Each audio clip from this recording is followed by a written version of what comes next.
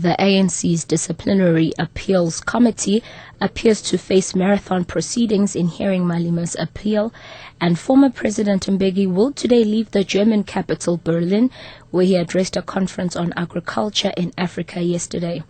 Ambusiso Khadebe with the latest news update.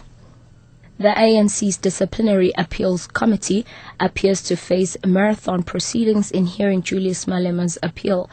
The panel is scheduled to reconvene today after hearing technical arguments relating to the original hearing until late last night. Malema and other ANC Youth League leaders are appealing against their convictions for sowing divisions in the ruling party.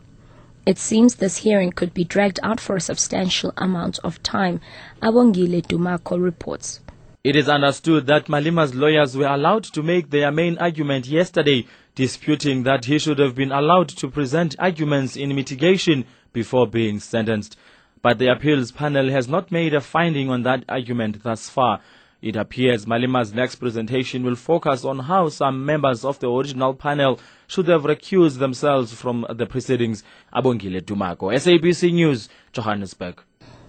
The South African Human Rights Commission is concerned about King Goodwill Zwelithini's alleged homophobic remarks at the weekend.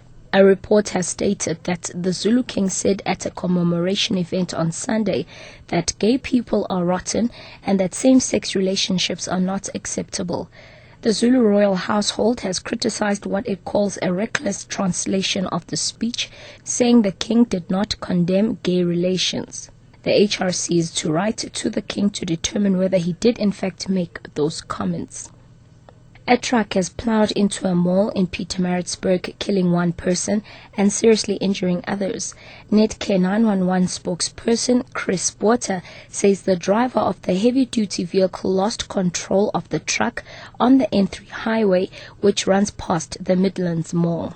A heavy goods vehicle had smashed through the fencing from the N3 and landed through the parking lot of a shopping mall, damaging about 10 vehicles and ending up in the Absa Bank. On its way, tragically, a lady was hit by the vehicle and she died there on scene. 3 others were seriously injured and they were treated on scene and then transported through to various hospitals in Pietermaritzburg for further treatment.